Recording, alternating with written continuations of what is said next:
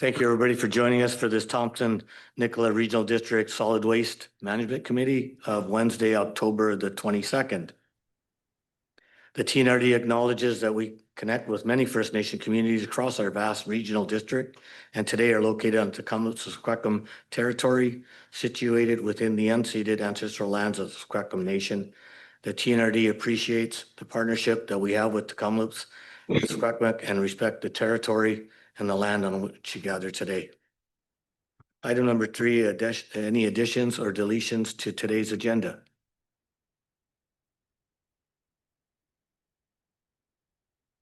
And the recommendation?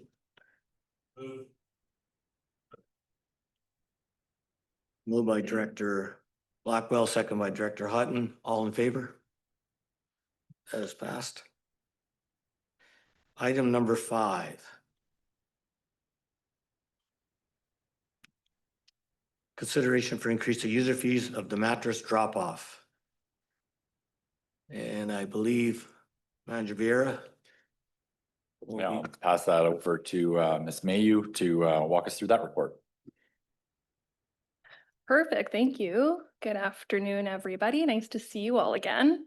I'll get my presentation up here. Perfect. All right, so the first report is consideration to increase our user fees for mattress drop-off at TNRD facilities. What we would like to do is seek direction from you today on potentially implementing a revised fee for our mattress program. And this is based on an update that's just come out from the Ministry of Environment that they will not be adding mattresses to the recycling regulation at this time. So some background on mattress recycling at the TNRD program since 2016, and it's now in place at 17 TNRD facilities. We collect mattresses on site, we transport them to a facility in Hope, British Columbia, where they're disassembled and the components are recycled. Right now, the fees that we have in place, there is a $15 fee for commercial customers. These are mattresses that are coming from hotels, motels, those types of sources. And for residential customers, they're currently free to drop off. There's no fee in place. The background on that is we used to have a $15 fee in place for residents as well. And in 2020, when free disposal day was eliminated, at the same time, the fee for mattresses for residents was removed, as well as tires on rim. So since that time in 2020, we haven't had a residential fee in place. The scope of this is in 2024, we processed or recycled around 6,700 mattresses. And we did add mattresses to our mandatory recyclable material bylaw in 2024, and that's because we were anticipating them to become part of the provincial PR program. So what that means is currently right now they're banned from disposal and residents do need to recycle them.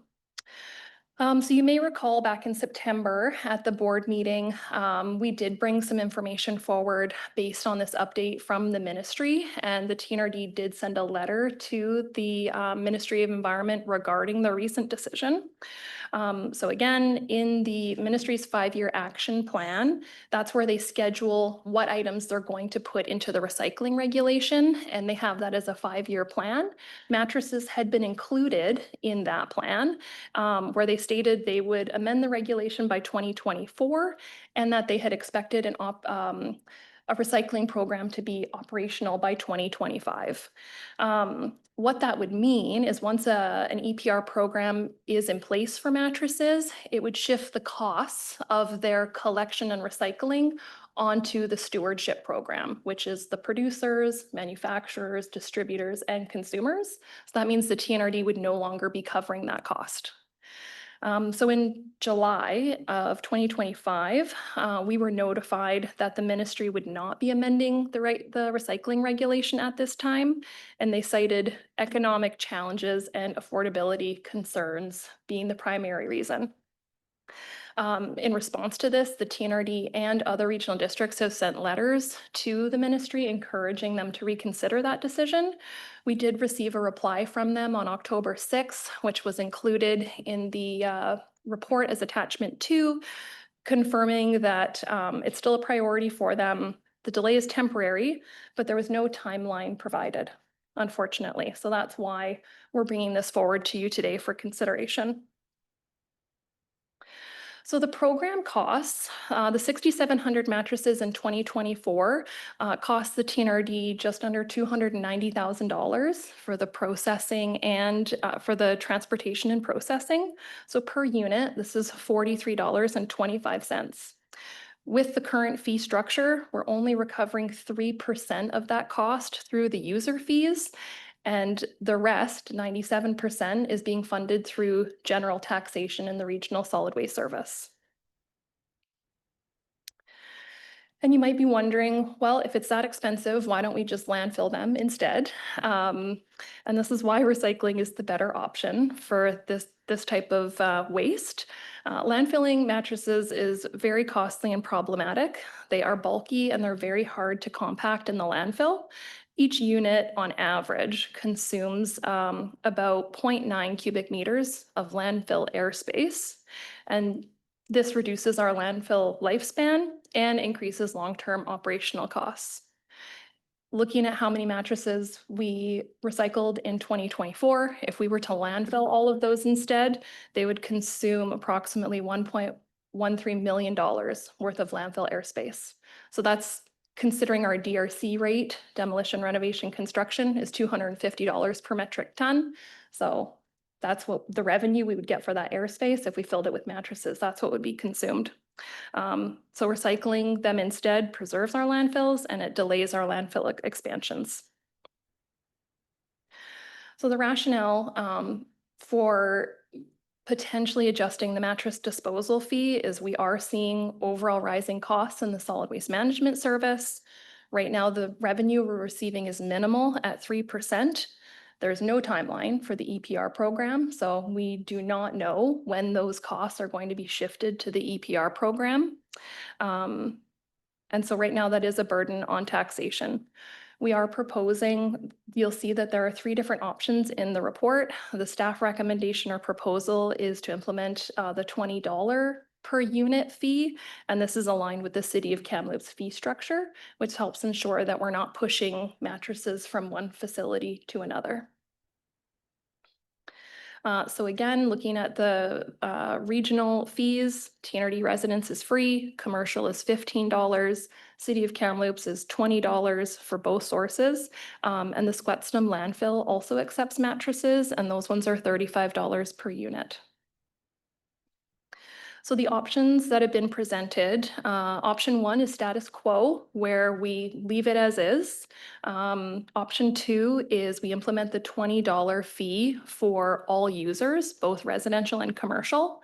If we do move forward with that, we'd be looking at a cost recovery around 46% through the user fees, 54% through general taxation.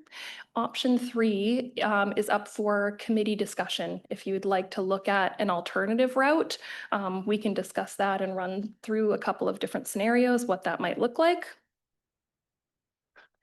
So the next steps is for us to discuss it here today, receive direction. If you do decide to go with option 2 or 3, we would need to do an amendment to the solid waste facilities bylaw, which is number 2681, where we would update Schedule A, which is the user fees. And of course, TNRD staff will continue to participate in advocating for EPR program expansion and for mattresses to be included in the recycling regulation as soon as possible. And with that, I'm happy to take any questions and I'll leave the recommendation up on the slide.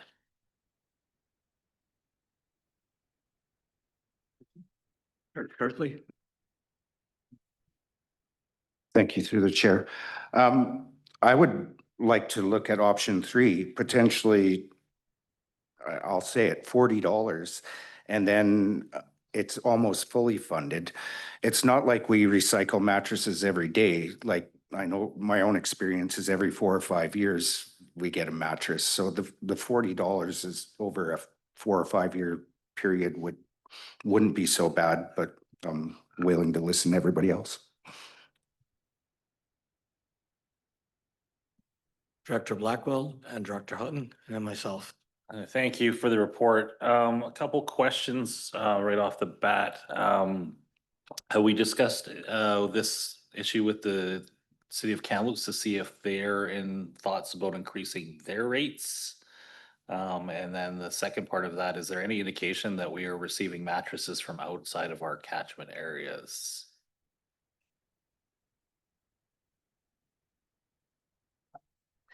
Through the chair to Director Blackwell, no, we haven't discussed whether or not the city is intending to increase their rates. They're right here. Has there been any discussion about it? Top of my head, quite sure if we will. Okay. You will, yeah. I'm not quite sure. Oh, not quite sure at this time. And then the second question, any indication of whether the mattresses are moving to the TNRD from the city of Kamloops? Unfortunately, we do not track origin of waste when we log customers into the site. So I can't confirm that with data, but it's potentially possible that that's happening. Yeah, thank you. And just follow up to that. Yeah, my concern for us, if we raise too high, we'd be dumping mattresses from the TNRD into the city of Kamloops since they're not tracking.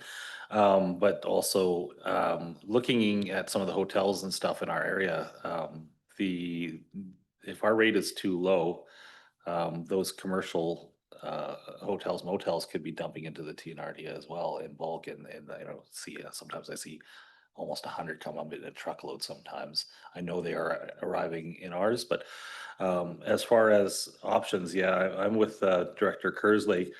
I don't know about full cost recovery, but I would be comfortable going to $20 or higher, either option 2 or option 3. Director Hutton and Director Smith. The cost of this, to fund this program, does that come right out of the solid waste budget itself? Through the chair, yes, come straight from the solid waste budget. So specifically, the mattresses currently 3% is funded out of the user fees and 97 is out of taxation from the regional. My take on this, and I've been thinking about this the last couple of days, I've talked to Director Grenier, is in agreement with option 2. I mean, to go from 0 to 20 isn't bad. I don't know about 0 to 40. Because I know I don't see as many over the bank mattresses in the Knutsford area or some of the side roads I drive on compared to what we used to have. So, is there a cost of us go cleaning them up? You got to kind of weigh that. So I was even going to come in less than 20, but I think the 20 is, on a financial basis, makes good common sense. Thank you. Director Smith. Thank you, Chair. I'm wondering whether there's any rationale around why mattresses aren't being covered. And if there's an expectation that they're working on it and they're going to, or is it that they're just saying it's out? I'm glad you asked. I can provide my own opinion and commentary on that at least. It's interesting, their justification why the province said it was economic conditions, because the way EPR works is that you just shifting the cost of disposal to the front end of when you purchase a product from where it is currently at the back end, you get paid a disposal of it. So I don't understand how the rationale is that there's an economic conditions are impacting that. But for whatever reason, the province has decided to postpone this.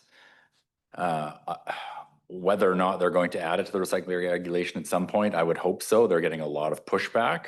But I mean, our frustration and the reason we're bringing this up now is that when the board decided to change and remove the fee that was attached to this, it was with the knowledge that, okay, within a couple of years, the province is already committed to this. It'll be a non-issue because we won't have to pay for it anymore. But now that they've given no timeline, we at least want the committee to consider how much longer are we going to continue to subsidize this. Theo Hildebrand. Thank you, Chair, and to the committee. I also wanted to add in that there's many regional districts right now that are advocating for this. I know that there's a letter that was just recently sent that I think had over 6 or 7 regional districts pushing this through the ministry. So it's got a lot of attention right now. So we'll see where it goes. So our letter was also added to that. Our logo was added to that, and that's been sent in as well to put some pressure on the province. Thank you for that information, Manager Vera. And just to add to that, the way the process works at the province is the very first step is that they amend the legislation to add the product to the recycling regulation. And then that triggers the industry to have to create a stewardship society to put together a plan for how they're going to do it and then implement the plan. So best case scenario, if the legislation was amended tomorrow, a plan wouldn't actually be enacted for at least 2 years. Thank you. I'm next on the speaker list, and I have Director Grenier and Director Smith after that. Made you a doctor all of a sudden. I've been listening to the option number 3, Director Kersley and Director Houghton brought it up. The hotels right now are doing very well economically, and they're full, and they're not the likelihood of dumping mattresses, in my opinion, on the side of the road or on a highway or somewhere. But our residents, when you give them a sticker shock, there is an opportunity of having some residents going into the backcountry and dumping a mattress. So I do agree with Director Houghton that a $20 fee for residents to match what the city is not charging. We don't know how many residents from the city are taking that free dumping and doing it. If it's aligned with the city, I think we're covering that base. But I think we can increase the side for the commercial. I think hotels are able and willing to pay for a higher rate of disposal for their mattresses, and it won't be a financial burden on them as much as we think it is. So I think that would offset that scenario of return on the dollar, is we're not hurting the residents, but we're getting money where most of the mattresses are going to be coming from. And so that's my input into this. I think the option 3, $20 for residents and $35 for commercial. And I'll leave it at that. And the next on the list is Director Gren. Thank you, Chair. Thanks for the presentation. I happened to have a road tour with MLA Dirkston up the Tronquil Creek last Thursday.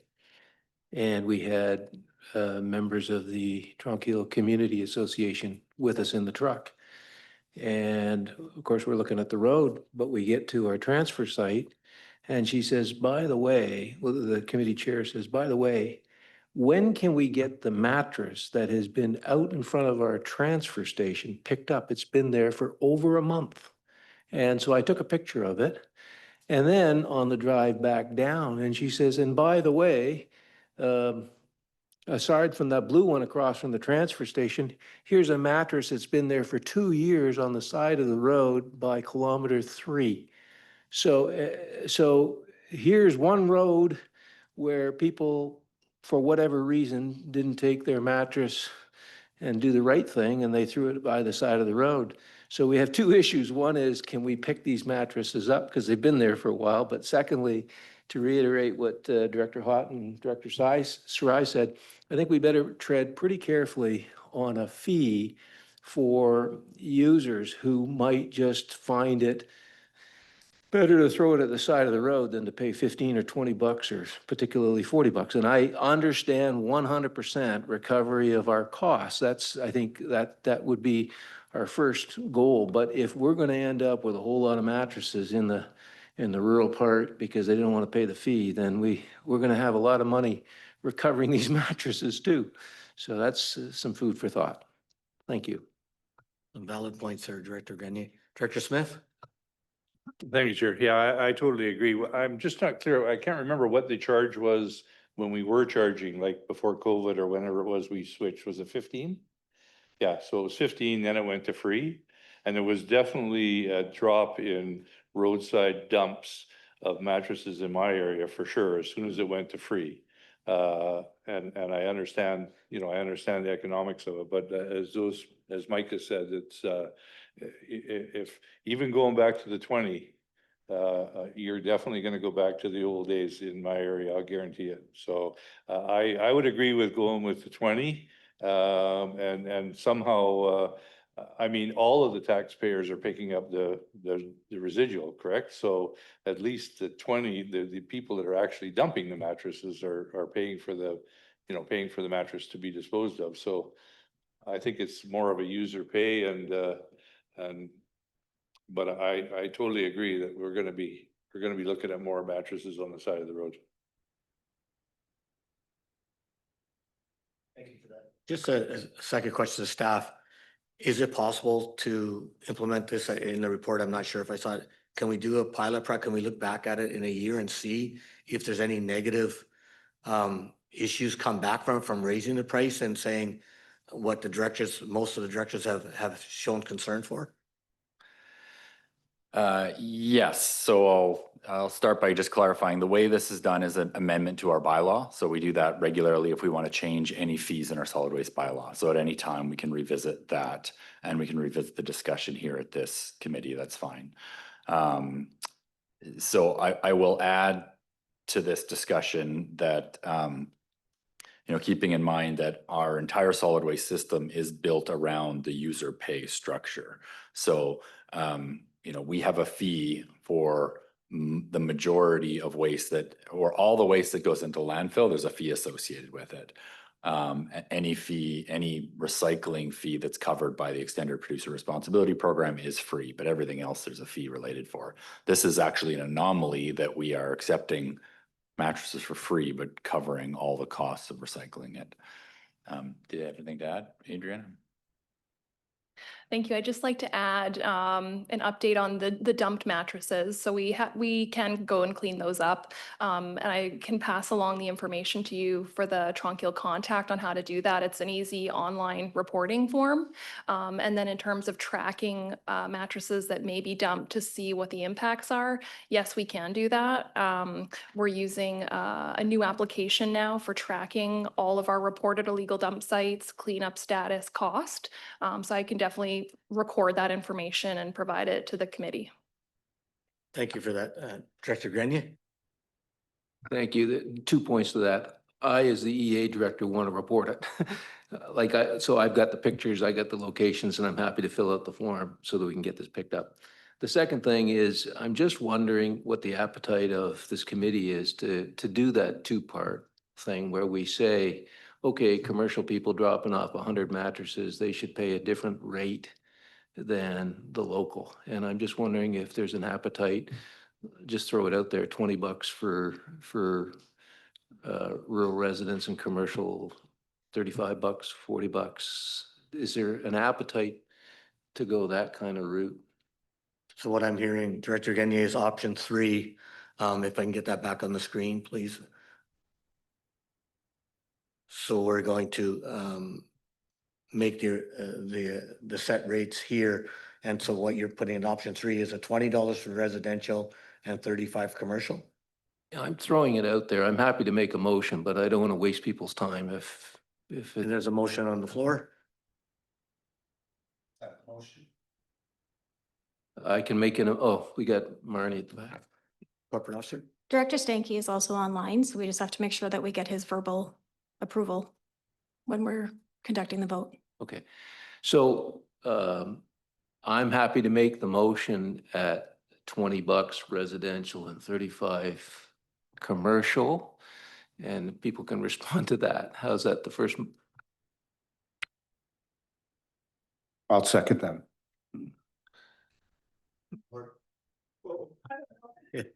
Second, that's, we can get Director Grenier has put a motion forward and Director Onslow has seconded. Discussion on the recommendation.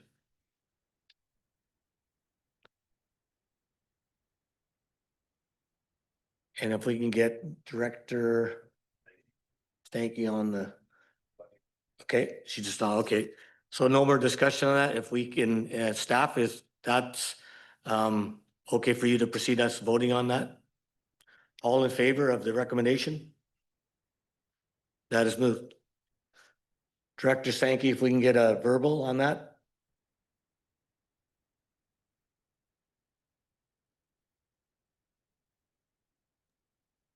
Yay?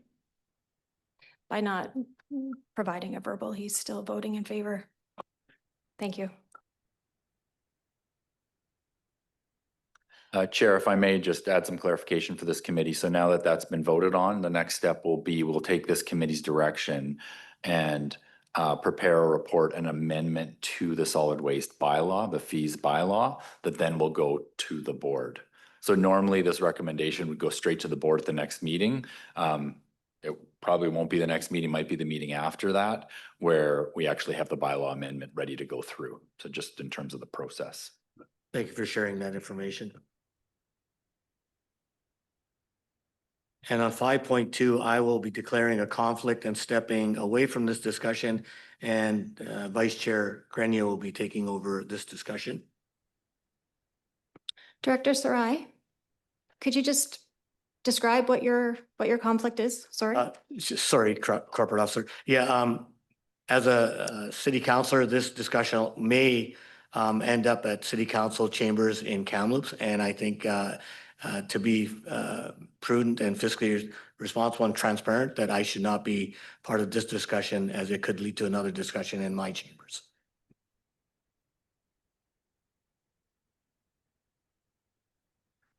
Okay, thank you for that. I guess somebody would like to start that from staff. Thank you. Thank you, Chair. So yeah, I'm going to walk you through the report, and I'm sure we'll have a lot of questions and discussion to follow.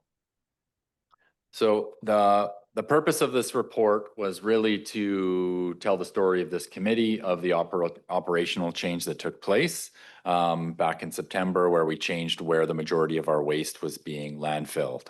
We'll go through the financial implication of that operational switch and give the committee recommendation or options to move forward if they want to make any changes. So bit of a background story, and I know we've talked about this before this committee, so I'll keep it high level, but I think it's important to set the stage here. So our solid waste service was established back in 1995. That was when the province mandated regional districts be responsible for solid waste. So we were really busy at that time because we inherited a bunch of kind of unorganized random community dumps as well as provincial landfills.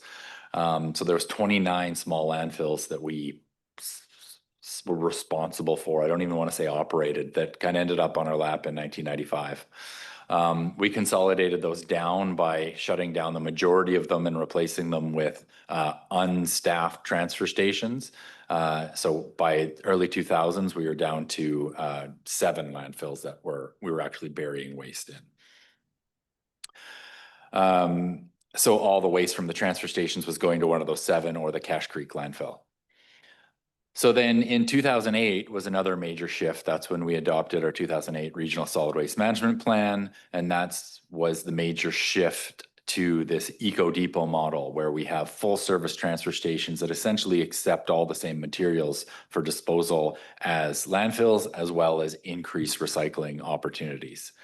So that led to the closure of 5 of those 7 landfills. So that was Chase, Logan Lake, Clearwater, Barrier, and Lytton.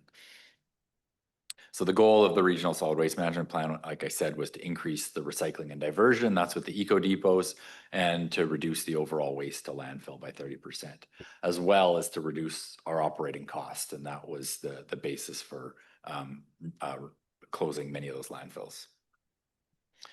So this was all part, kind of to summarize, this was all part of this optimization study that happened in the 2008, 2009, that led to where we are today. So, or sorry, not where we are today. That led to where we are when in about 2010, where we had 2 landfills that we operated, Lower Nicola and Heffley Creek, and then there was a landfill in Cache Creek. So all of the waste from all the 28 TNRD facilities ended up in one of those 3 landfills. Keep in the back of your mind as part of this discussion that even back in 1995, the city of Kamloops was already running their own landfill at Mission Flats. Actually had 2, there's still one at Barnhart Vale. So when our regional service was created in 1995, because they did not need any solid waste services, they were never included in our solid waste service, and still haven't to this day. So then the next big change came in 2018. So our Regional Solid Waste Management Plan, we update do a new one every 10 years. So in 2018 is our most recent one that we're still operating under. So at that point, among other things, we did a review of our landfilling costs. And so at Heffley Creek, it was determined that our operating costs for the fairly small amount of waste that we were landfilling at Heffley Creek, it was more economical to actually pay a tipping fee to a larger landfill operating it and trucking it off site than to do daily operations at that site. Without geeking out too much into landfill operations, the regulation for municipal solid waste, anything that can attract birds, vermin, has to be covered on a daily basis. So your operating cost of what we call putrescible waste is quite high. You're having a bulldozer there moving dirt, covering the material every single day you put waste on the ground. What we still operate at Heffley Creek is just a construction waste only landfill, where we could make a pile of construction waste, let it sit there for a month, and once a month cover it material. So we still operate that at Heffley Creek, but what we stopped doing is the daily cover of the municipal solid waste. So the change that happened then was that we looked around and said, okay, well, what facilities can handle this solid waste that had been going to Heffley Creek? And there's two options. There was the Campbell Hill landfill in Cache Creek and the Mission Flats landfill in Kamloops were the only two big enough. The Cache Creek landfill, because of the distance, even though it had lower disposal fees, but because of the distance, was cost prohibitive to truck stuff all the way from Clearwater out to Cache Creek. So the Mission Flats landfill ended up being the only option for this Kamloops area, if you will, South and North Thompson waste.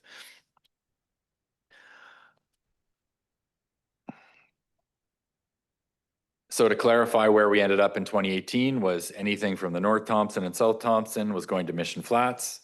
Everything from the Nicola Valley area was continuing to go to our landfill we operate in Lower Nicola, including everything from the city of Merritt. And then everything from the western corridor from Lytton all the way up to 70 Mile House was going to the Campbell Hill landfill. So what we've always done from operating, and it's even built into our 2018 solid waste management plan, is that where we would send material is determined by both economical and operational cost. So we have always operated on those principles. Like in 2018, when we looked at considering Cache Creek, we essentially divided the TNRD up and did the economic analysis of which sites were more economical. For example, 70 Mile was more economical to send it to Campbell Hill, so we sent it there. Clearwater is more economical to send to Mission Flats, so we sent it there.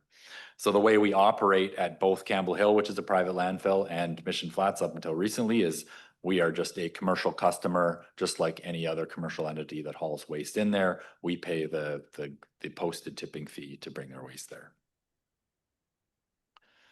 So that was 2018 up until now, this summer. So what happened? What's changed? So in 2024, there was a new landfill that opened in Kamloops. So Tecumseh to Schwepmick partnered with a private firm called Grasslands Organic and built a new landfill that you could basically see right out that window there. So it's located on federal First Nations land, which means that it's not technically regulated by the province under the Ministry of Environment. However, in meetings with them and seeing their operation, we know that, and it is their mandate to operate their landfill to the same guidelines and standards as provincial regulations. The reason I bring that up is because, as you may remember, there was a new landfill proposed in the Cache Creek area that came to this board for a decision around amending our solid waste plan. That did not happen with this landfill because it's not part of the provincial model or not regulated provincially. But from an operational point, this Sweatston landfill offers closer hauling distances and lower tipping fees than the Mission Flats landfill. So because of that, and because we have a duty to make sure, we're getting best value for our operation, we, in spring of 2025, started hauling some test loads there to see how things would work operationally. How would it work with our hauling contractors? Do we have enough turnaround room? How bad are the wait times? What do the lineups look like? That kind of thing.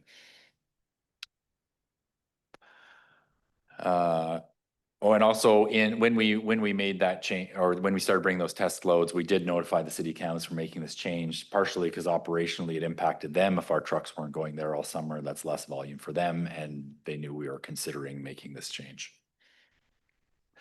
So following successful test loads and renegotiating our hauling rates with our hauling contractors, it was kind of a no-brainer that from a cost point of view, it was significantly less to haul to the Sweatsum landfill. So we made that operational change in September.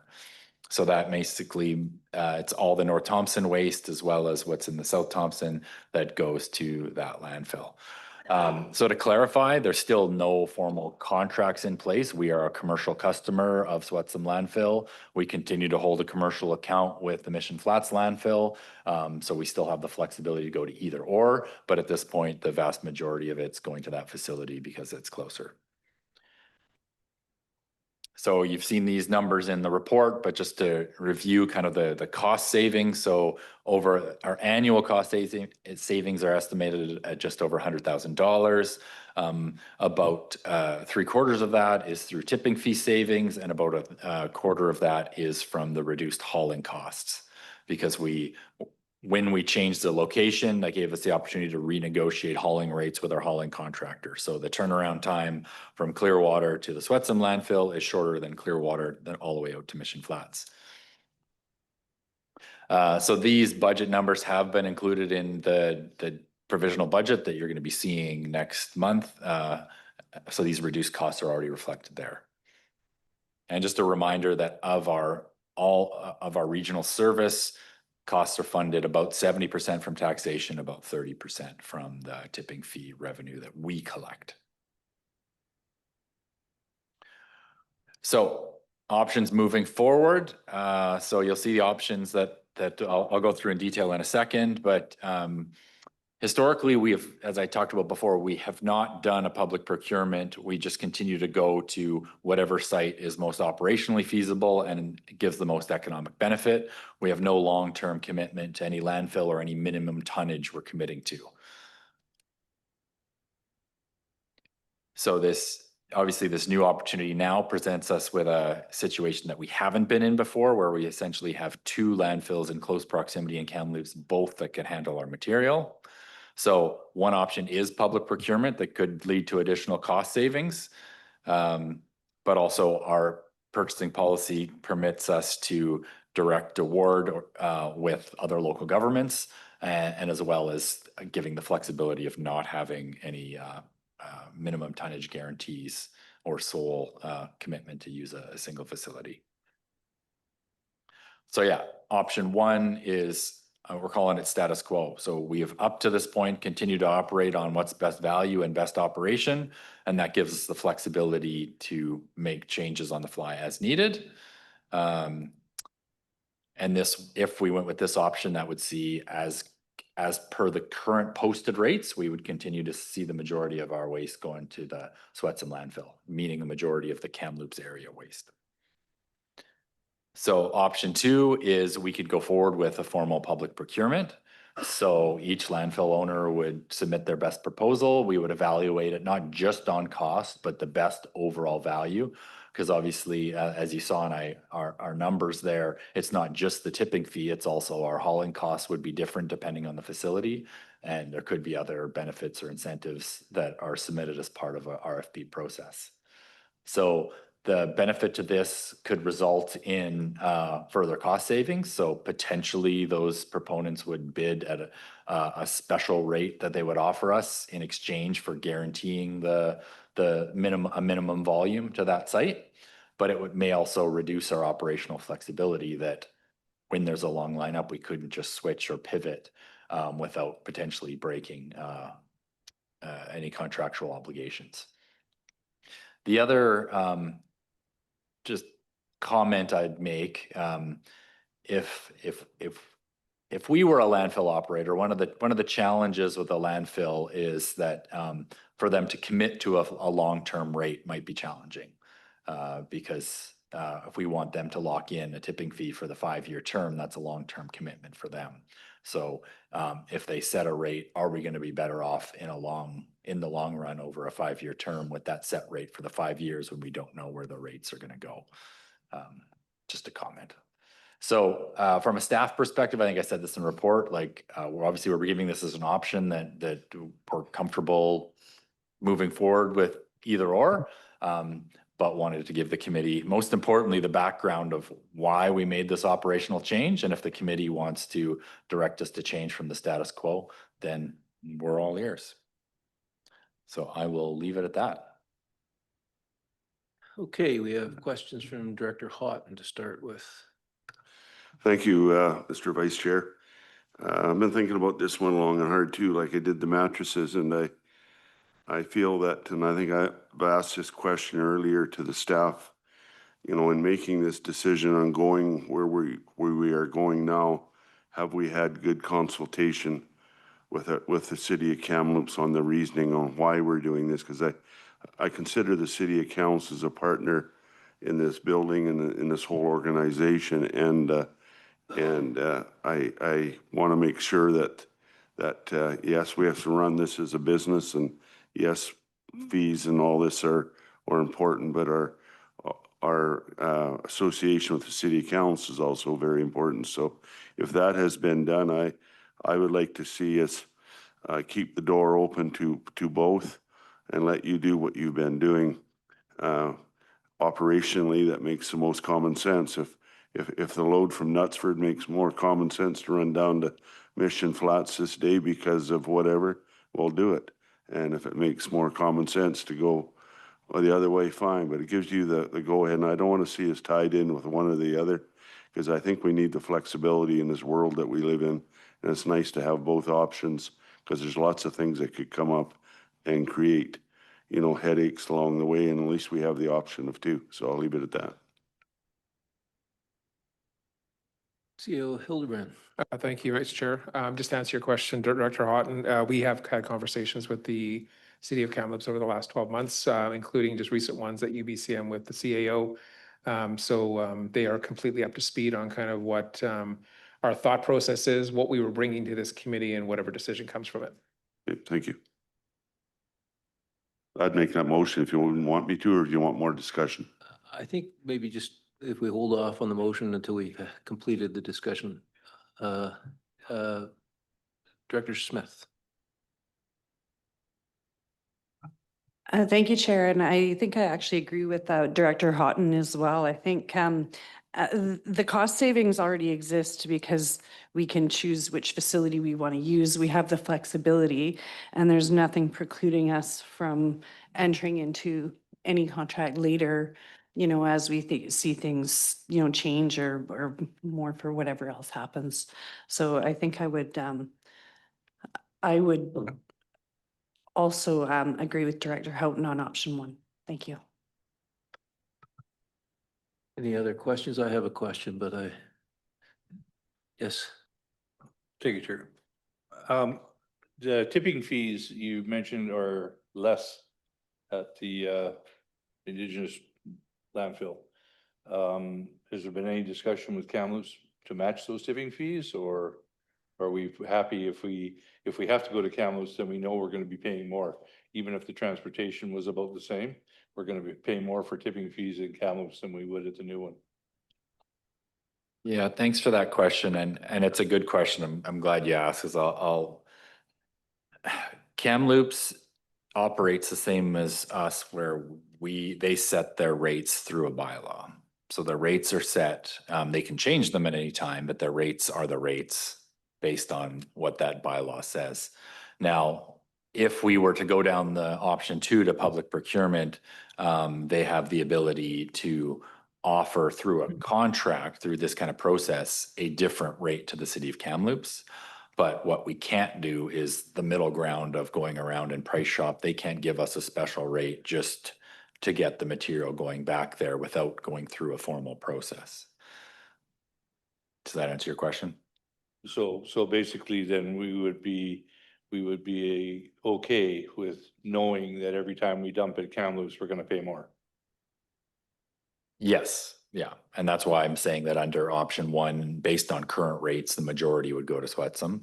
The tipping fee differential isn't huge, you know, when you think of just one load, but it adds up because we have so much that we're sending. Wrong thing.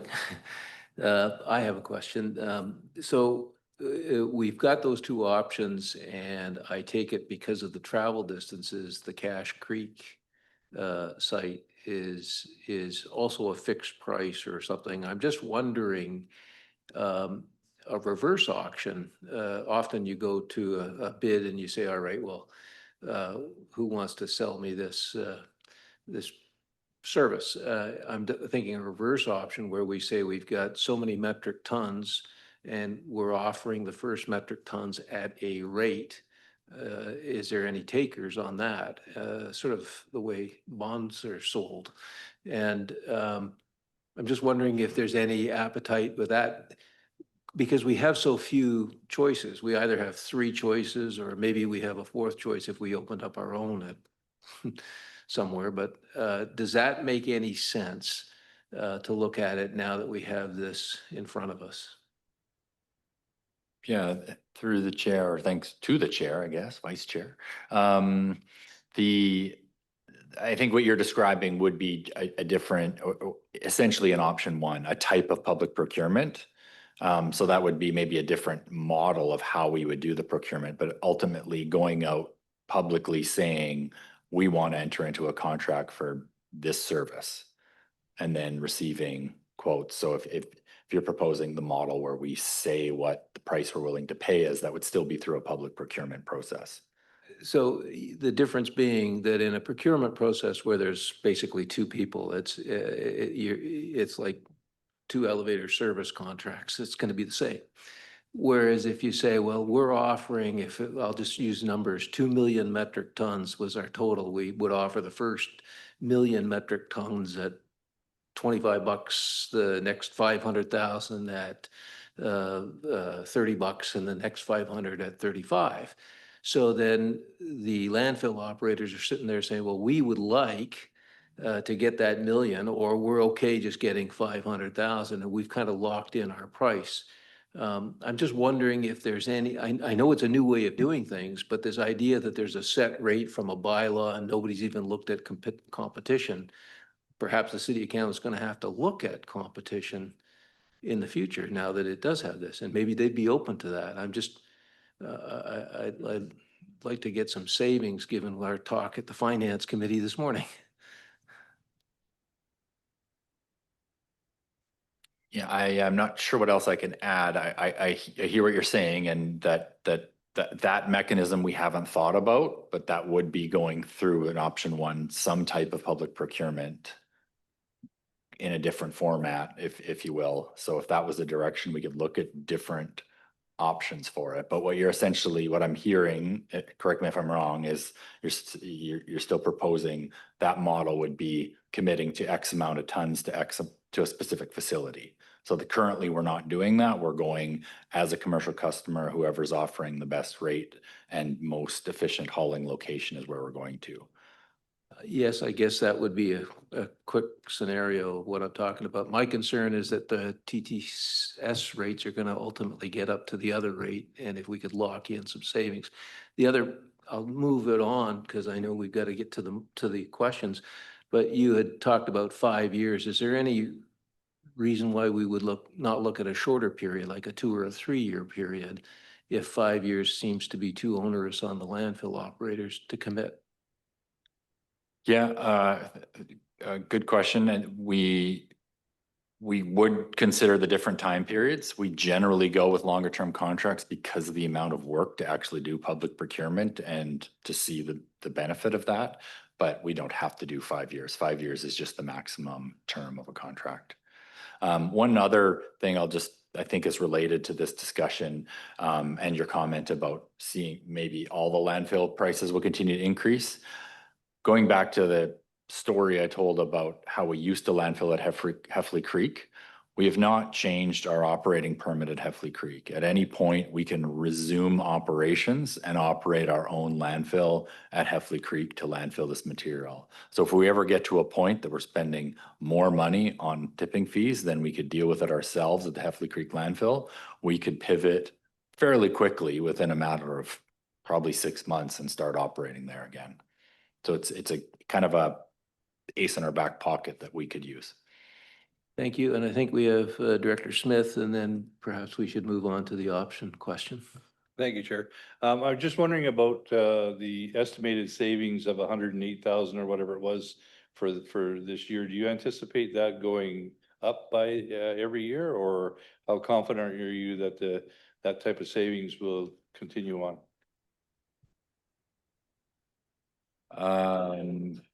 Well, the savings is based on our estimated tonnage. So our hauling rates we're confident in. So about a quarter of that savings is a savings just on our hauling rates.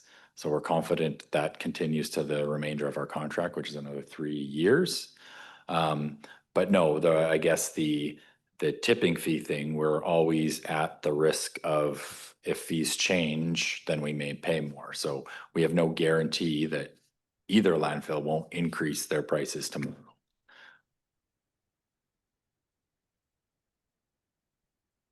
Okay, so I guess we've got two options in front of us. Is there, sorry, yes, Corporate Officer.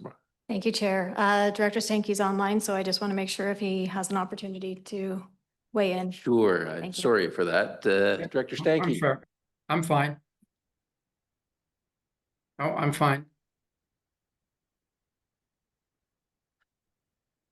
Okay, so we have two options. Is there any kind of consensus, option one or two? Does anybody want to?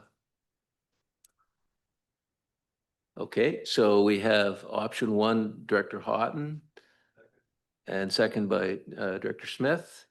And I guess open for discussion. Did you have something? No, okay.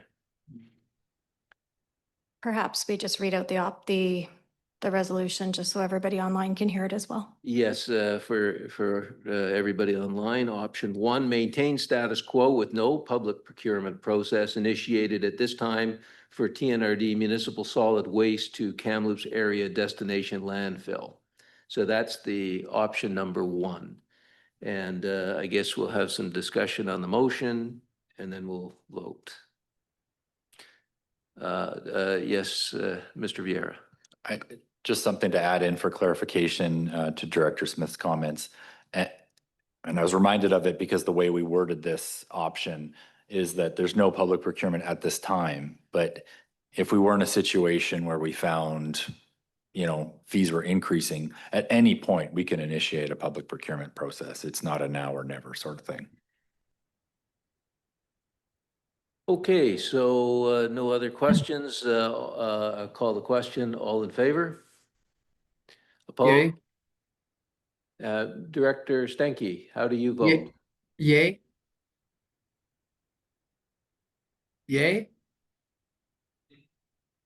Not seem to be getting through. That's a yes. Okay, That's it. motion carries. Following that, I'm just wondering if it makes any sense to have a baseline. Yes.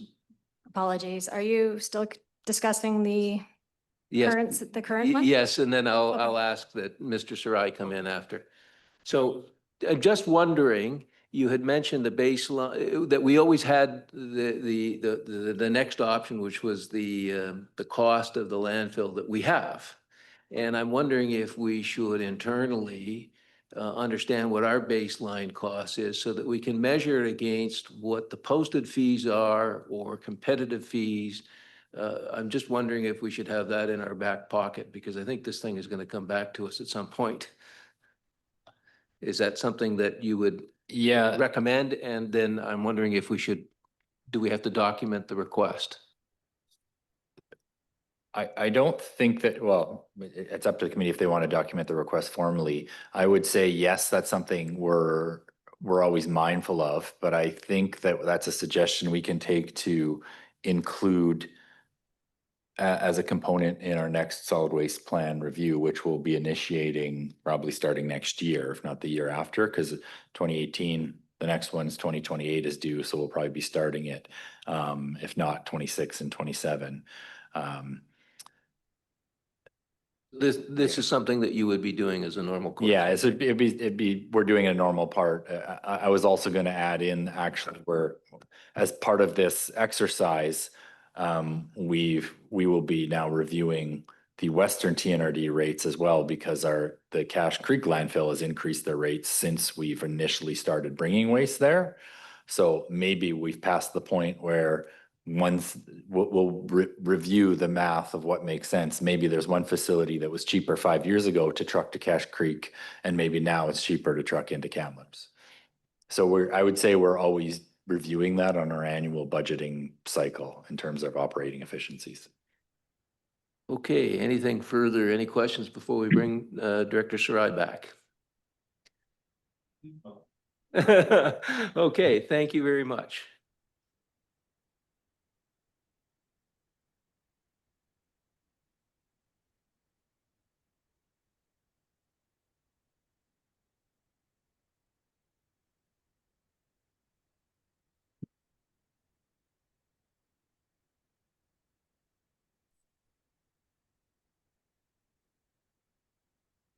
Thank you for indulging me to step out. 5.3, draft implementation plan for the commercial food waste disposal ban.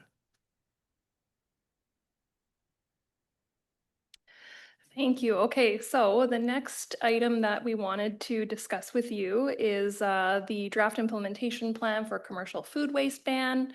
The purpose of the report is to seek committee endorsement for a disposal ban on food waste, which would target the commercial sector, primarily in Kamloops and Sun Peaks.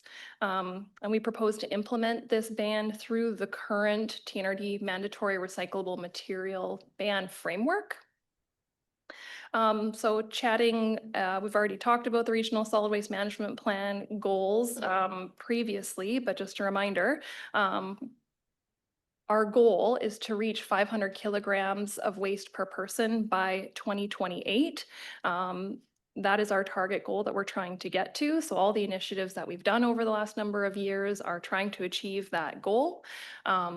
We do know that there is a large amount of food waste or organic waste coming from the commercial sector. When you see ICI in this presentation, it stands for industrial, commercial, and institutional. I'll just say commercial from here on out. Our regional solid waste management plan does recommend a disposal ban be in place for organics once we have processing capacity available. And why we are proposing the City of Kamloops and Sun Peaks is that 68% of the regional population is in the City of Kamloops. And of course, it's a major hub for commercial activity. And then Sun Peaks has a unique position because it's highly driven by tourism and produces a high volume of food waste during their peak months of operation. The current conditions, why are we bringing this forward now?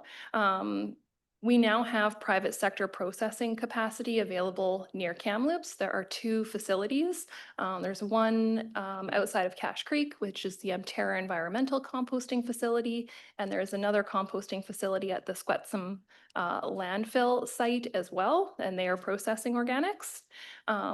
In August 2023, the City of Kamloops launched a citywide residential organics collection. So that's been in place now for a period of time. What's happening right now is most commercial food waste coming from these locations is currently landfilled. So if you're a business, you would have either a private collection service or the City of Kamloops offers a commercial collection service, but there's no separated food waste right now. So it's all going in the bin, which is going to landfill. And of course, if we remove that material, we're preserving our landfill space and deferring landfill capital costs as well. An overview of what other places are doing. So there have been similar bans in place for quite a period of time in other areas. Regional District of Nanaimo since 2005, Metro Vancouver, Capital Regional District since 2015, Regional District of North Okanagan implemented their ban in 2022, and Regional District of Central Kootenay, they have incentives for diversion and no formal ban, but they're actually processing organics at their municipal facility. So they're able to offer incentivized rates to get that material out of the landfill. So the approach that we would like to take for this implementation is that the ban would prohibit the landfilling of designated organic materials from commercial haulers. It would require that they source separate the material and it be directed to a composting facility. The mechanism that we would use here is adding food waste as a new category in our TNRD existing mandatory recyclable material ban. We would update the schedule. And this way we're using our existing regulatory framework and our framework that we have for enforcement as well. We did launch that back in 2022 with a focus on commercial cardboard. We expanded it in 2024 to include all items that are regulated under the provincial recycling regulation. And what we know worked prior was emphasizing education, collaboration, and a phased rollout plan for those previous materials. So again, the scope and strategy, the ban would apply to Kamloops and Sun Peaks area disposal facilities. We'd like to go for we'll call it the low-hanging fruit first, which is places like grocery stores, restaurants, food processors, hotels, and institutions with food services. So the places that are generating high volumes of food waste. It would not apply to other TNRD facilities at this time. And again, we would update the schedule in our current bylaw, and we see this as a strategic first step toward broader commercial organics diversion in the region. Proposing a 2-year rollout in 4 phases. So we would look to be starting this if there is committee support in late 2025, and looking at moving to like full enforcement in November 2027. Phase 1 would be planning and consultation over a 6-month period where we would engage with haulers, food waste generators, and the composting facilities to develop the disposal ban framework. And this is where we would finalize the definitions of the affected waste types, identify any exemptions, and confirm an appeal process, as well as supporting program requirements. Determine what the enforcement mechanisms will be. This is the tolerance thresholds or surcharges that we might use.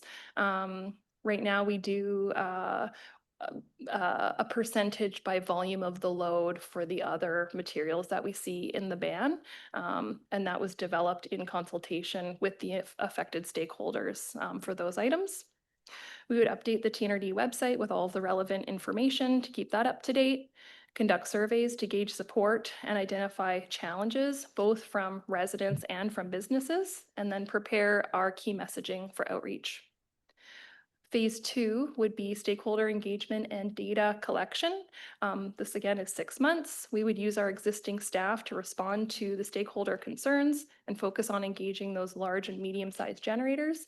And this would be our staff going out and talking to the grocery stores, talking to the restaurants, really doing that direct engagement with them.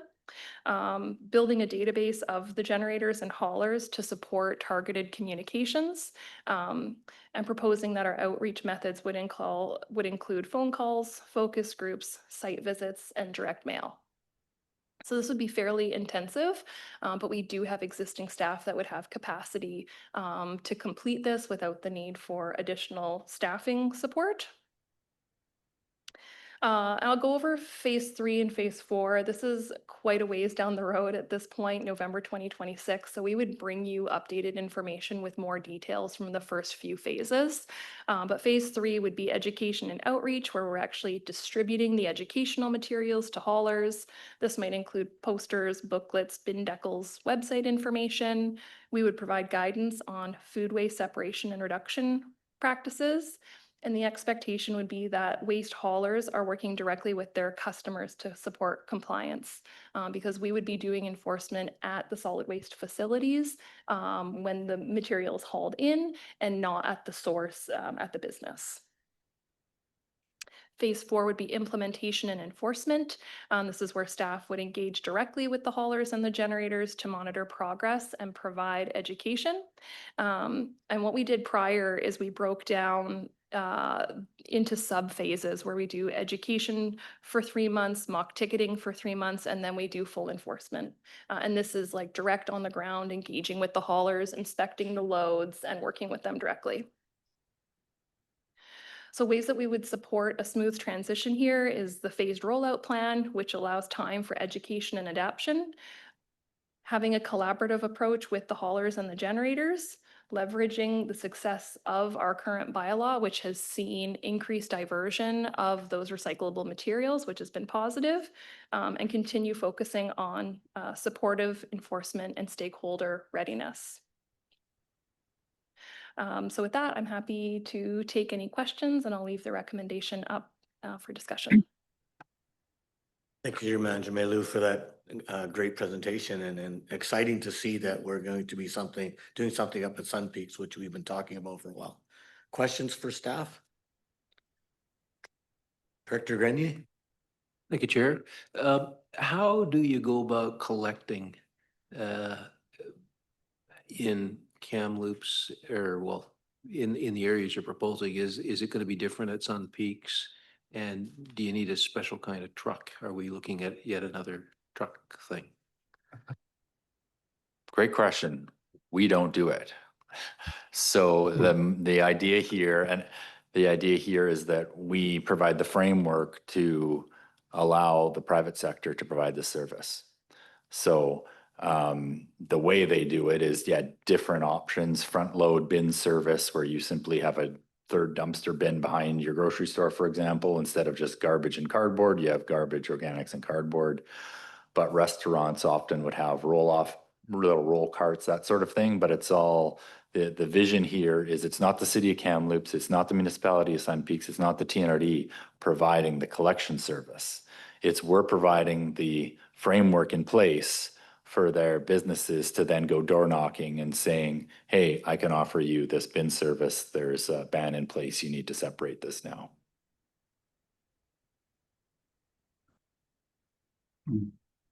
Seeing Director Onslow, and then I'll be on the list. Thank you. I really like this initiative, and one question that I have for other areas, has it increased the cost to the general public by separating this waste? Good question. So if I could ask clarification, as in, like, does it increase the cost to the taxpayer? I don't know that that's completely my question, but I guess, yeah, like, because this will fall under our regional solid waste, right? Yes, so we have the authority to enact these bylaws through our solid waste service and through our approved solid waste management plan from the province. But the actual services, the model here is, it will be the businesses that pay for this service. So arguably, the businesses will probably have an increased cost of operation, because now they're paying for 3 different bins behind their business instead of 2 bins. But you could also argue that if they separate, it's the same amount of tips. So it depends on the type of business to business relationship they have with whoever's collecting their garbage, cardboard, and organics.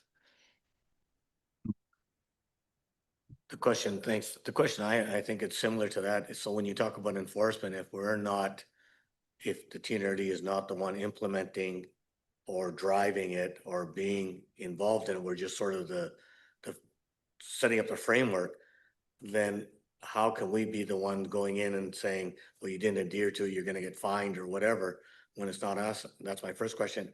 And what forces the restaurants that they have to buy in? I'm thinking of Sun Peaks, there might be some restaurants or coffee shops that are very in a tight space already, and now we're going to ask them to make more space behind their establishments for another bin, which they probably don't even have. Yeah, a very good question. So the answer to the first one, how do we do enforcement? So we currently are doing this for cardboard and other recyclables. The only place we as the TNRD do enforcement is at the disposal facility. So if we write a ticket for someone who has cardboard in their load beyond the threshold that's allowable, it's the hauler of the waste that receives the ticket, the penalty. So now it's up to the hauler of the waste, and in almost all cases, it's a commercial garbage hauler. They need to work with their customers. So whether they choose to bring that penalty back to their customers, they need to educate their customers because they're receiving the penalty. So we are not looking in the back of people's bins behind their businesses. We just look in the back of the trucks when it goes to a disposal facility. The next question around where businesses, can put the bin, I guess was the question. I mean, each business is going to have to figure out a way that works for them. This has been in place in Metro Vancouver for the last 10 years. There's a lot of small businesses there that have figured out a way to make it work, but there's all different models, whether you have it in a 5-gallon pail in your kitchen and you go to what I envision is that in many cases in even in Sun Peaks as well as the downtown core, there may be kind of communal garbage areas. I know Sun Peaks, it's mostly stratas where the garbage bins are in like the parking area. So there would probably be a communal bin there for the commercial organics that the strata corporation would be paying a commercial entity to come pick up. But I'm just saying this to kind of paint the picture. Again, we would not be involved in that, neither would the municipality. That's a business to business relationship.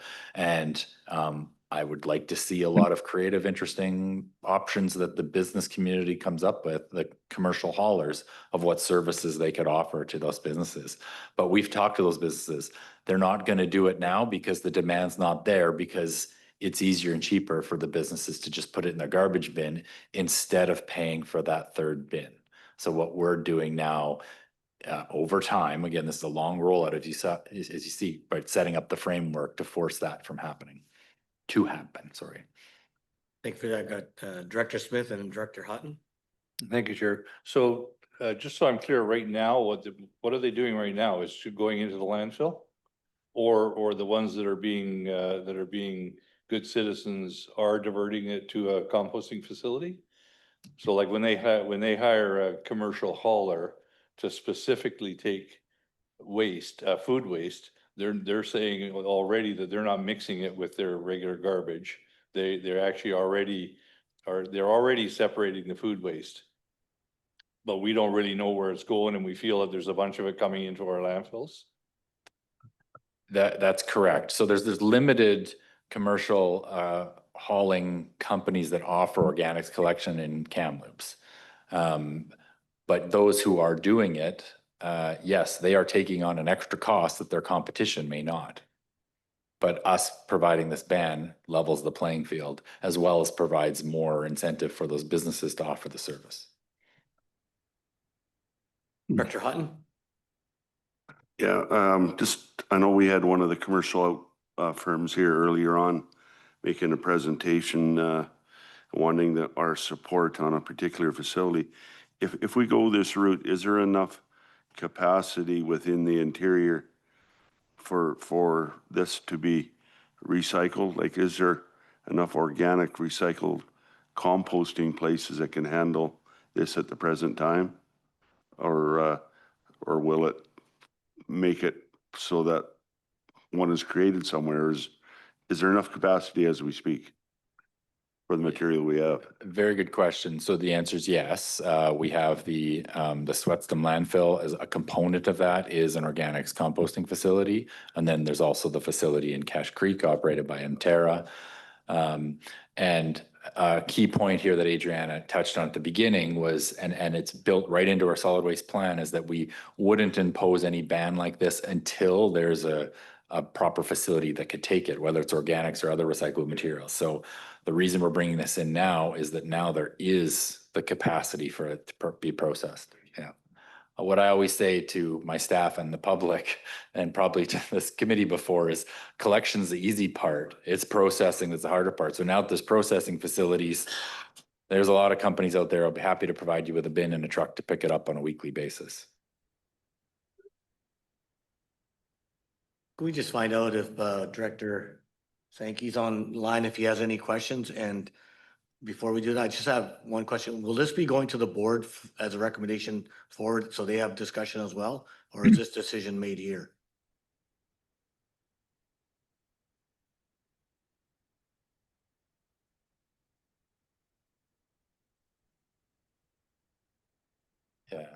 Yeah. So we'll probably need to, we'll clarify the recommendation. Yeah, all recommendations from this committee go to the board. And the direction that we're looking for is essentially the blessing to move forward with our plan as presented here. There will be obviously more reports come to formally actually amend the bylaw. So this decision is not triggering the bylaw immediately, but it's to start staff direction to move forward with this plan. And thank you. I'm only saying that because I think there's a number of questions here that we have, and I think the board would have further questions, so it's only fair. I totally, I like the recommendation, but there's still questions that I think we still need answers for, and I don't think this is a place, and then we have to rehash them again when the board, come in front of the board. Let's just do it at one time when comes back to us. Was there any put from Director Sankey as, no? So if anybody, if any of the directors are willing to move the recommendation, moved by Director Blackwell, seconded by Director Smith, all in favor? That is passed. Thank you, staff, for that. And we're at 5.4, capital operations update. Perfect. We'll wrap it up here with an update on some of our capital projects and operations for the rest of the meeting here. So sharing the B-Train trailers, the new Titan units. We have 2 of those that are in service currently, and in July we ordered 4 additional units. We're expecting those to arrive in December. And so far everything's going really well with those trailers. The haulers are happy and they're working great. We've made some improvements to washroom facilities. That's maybe a little bit small in that picture, but we have recently put a little washroom with a heating and a flushable toilet into the Blue River Eco Depot, which is powered and it's good to -30. So this is a great improvement for the attendant there. So we were really happy to find this as a solution, and we're looking to put similar type units in for Clearwater and Lower Nicola. Staff have been using a porta potty for the last number of years. So this is a nice improvement for them. So that's been a nice upgrade. We did install 2 compactors at the Sun Peaks transfer station this year. They were installed at the end of July 2025. There's 1 for garbage and 1 for cardboard. We are working through a few challenges with these units. It's been a learning curve for us. This is the first time that we've put compactors in. So we're looking to make some improvements on the ratios that we're getting and working out some kinks there. But wanted to update you that this has been done. The recycling shelters, you may have noticed at your local facility, we used to have the little tiny green huts where you put your recyclables through the little windows at the top. Those huts were really aging and starting to fall apart in quite a few areas. So we've been replacing those with the horse-style shelters. Those are working really, really well. We were hoping to put 12 in this year, but they came in a little bit, we weren't able to do all of them within the approved budget, so we only installed 10. However, they're working really well and they improve accessibility for people. It's easier to put in your materials, it's easier to move around, easier for the attendants to stockpile the bags.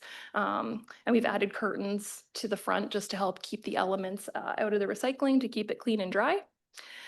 We have been using iron grizzly bars at the Lower Nicola landfill. This is an alternative daily cover system. So instead of using soil to cover the garbage every day, you use these big plates. This is going very well. The contractor really likes them. It helps cut down on your soil use and extends your landfill space. So that's been very positive capital upgrade. I've handed out, I think I missed a few folks, so I have some extras, but we've recently published the construction and demolition toolkit. I think in the last meeting, or maybe it was the one prior, we did run through a first draft. Based on the feedback that we got, we made some more adjustments, and so this is the finalized version. So I'm happy to let you know that this is now stocked up at all of our solid waste facilities, also at any of the counters for building permits around the TNRD, they're carrying them, as well as some home building centers as well. And the goal of this is to connect contractors, builders, do-it-yourselfers to practical guidance on how they can best reduce their construction and demolition type waste. So it really brings together information, helps them make an informed decision. Some of the highlights in there, the focus is really sorting saves. It touches on doing hazardous building material assessments, guidelines, 5 simple steps to manage your waste. It has the diversion and disposal directory. Where can you bring your materials and what are the handling requirements? If I want to use the clean wood waste pile, what classifies to go in the clean wood waste pile? Previously, that information was a little more fragmented, so now it's all in one place, and also touches on responsible building reuse as a concept. Providing an update on the Clean Farms Agricultural Plastics Program. Director Houghton's very excited about this one. So this year, 2025, is the first year of our 4-year pilot. We're anticipating that this will divert 66,000 kilograms of plastic waste from our landfills. The cost is $134,000 over the 4-year pilot with 9 participants. We did have to adjust the scale of this to be just on-farm compactors. So in 2025, we received 5 hydraulic compactors, and we had constructed 3 concrete press-style compactors. What they can handle is bale wrap and silage plastic. This is big and bulky. They put it in the compactor, it compresses it. The farm will store it, and once they have enough bales, a recycler will come and collect it, and then it'll be hauled for recycling. So right now we have 3 participants, and we're just in the process now of having them come to pick up the compactors fairly soon before the snow starts flying. So that's happening now. And the hope here is we're diverting material from the landfill, and also this will help inform an extender producer responsibility policy for this material. So we'll be able to provide the data that we collect for this program, which is very exciting. We've recently overhauled our curriculum for students. And so we are just finishing this off. We'll be doing a press release to announce that it is ready fairly shortly, starting in January. And so these are called inquiry units. They're aligned with the BC curriculum and core competencies for each grade. There's free resources for teachers, including lessons plans, activities, and worksheets. And we have also been developing complementary classroom presentations that go along with these units. And our waste reduction coordinator can be booked to go to the classrooms to make the presentations. So we're very excited about this update and having this out fairly soon. And also, we just completed bringing back trunk sales. So this is part of our supporting alternative use of materials in the TNRD. We hosted one in Clearwater and one in Chase at the very beginning of October. And the concept here is we're setting up a garage sale. People come in their vehicles, open the back, set up their tables, and they can sell and exchange their items. At each event, we had about 40 vendors, and there was really steady attendance from the community, which was great. There was live music and good local engagement.